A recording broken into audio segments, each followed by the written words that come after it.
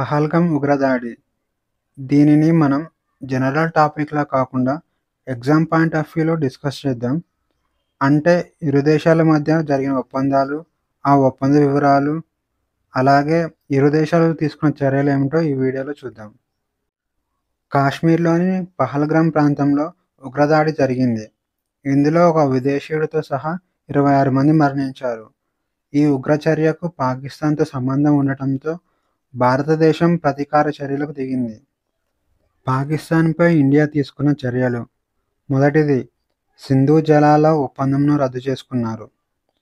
రెండవది, అటారీ వాఘా బోర్డర్‌ను మూసివేశారు. దీంతో ఇండియా, పాకిస్తాన్ మధ్య రాకపోకలు నిలిచిపోనున్నాయి. మూడవది, సార్క్ వీసా మినహాయింపు పథకాన్ని రద్దు చేశారు.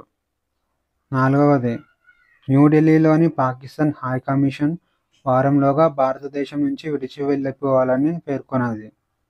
ఐదవది, పాకిస్తాన్లో గల భారతదేశ హైకమిషన్ తన సిబ్బందిని 55 నుంచి 30కి తగ్గించింది.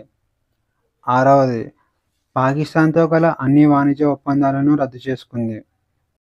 ఏడవది, ఇండియాలో గల పాకిస్తానీయులు ఏప్రిల్ 28లోగా భారతదేశం విడిచి వెళ్లిపోవాలని ఆదేశించింది. ఇండియా చర్యలకు ప్రతిచర్యలుగా పాకిస్తాన్ కూడా కొన్ని చర్యలకు దిగింది.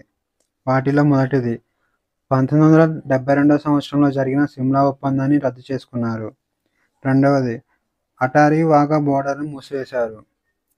మూడవది, ఇస్లామాబాద్‌లోని ఇండియా హైకమిషన్ వారంలోగా పాకిస్తాన్ను వదిలి వెళ్లాలని పేర్కొన్నది. నాలుగవది, ఇండియాతో అన్ని వాణిజ్య ఒప్పందాలను రద్దు చేసుకుంది. ఐదవది, పాకిస్తాన్లో గల ఇండియన్స్ ఏప్రిల్ 28లోగా పాకిస్తాన్ విడిచి వెళ్లిపోవాలని ఆదేశించింది.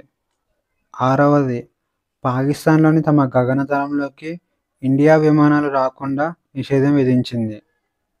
ఇటీవల భారతదేశం సింధు నదీ జలాల ఒప్పందంను తాత్కాలికంగా రద్దు చేసింది. ఈ ఒప్పందం అర్థం కావాలంటే ముందుగా సింధు నది గురించి తెలియాల్సి ఉంది. సింధు నది టిబెట్లోని మానస్ సరోవర్లో జన్మించింది.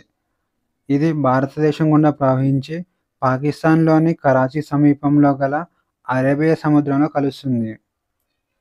ఈ నది మొత్తం పొడవు 3180 కిలోమీటర్లు. అందులో ఇండియాలో 709 కిలోమీటర్లు ప్రవహిస్తుంది. అంతేకాకుండా పాకిస్తాన్లో పొడవైన నది సింధు నది కావడం విశేషం.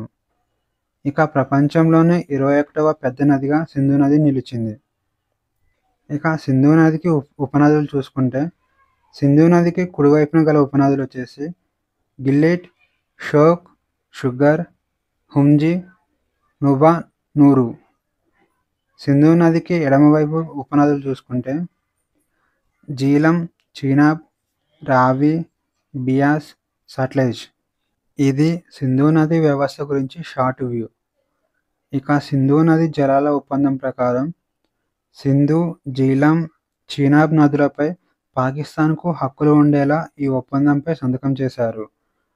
రావి, బియాస్, సట్లెజ్ నదులపై ఇండియాకు హక్కులు ఉంటాయి. ఇప్పుడు ఈ ఒప్పందం రద్దు చేయడంతో సింధు, జీలం, చినాబ్ నదులలోని నీరు పాకిస్తాన్కి అందదు. పాకిస్తాన్లో 80% వ్యవసాయం సింధు నది నీరుపై ఆధారపడి ఉంటుంది. ఈ నదీ నీరు అందకపోతే పాకిస్తాన్కి కరువు సంభవిస్తుంది. అలాగే 80% ప్రజలు ఆకలి చావులు చూసే అవకాశం ఉంటుంది. ఇక పాకిస్తాన్ సిమ్లా ఒప్పందాన్ని రద్దు చేసుకుంది. సిమ్లా ఒప్పందం గురించి చూసుకుంటే, ఈ ఒప్పందం 1972 సంవత్సరంలో జరిగింది.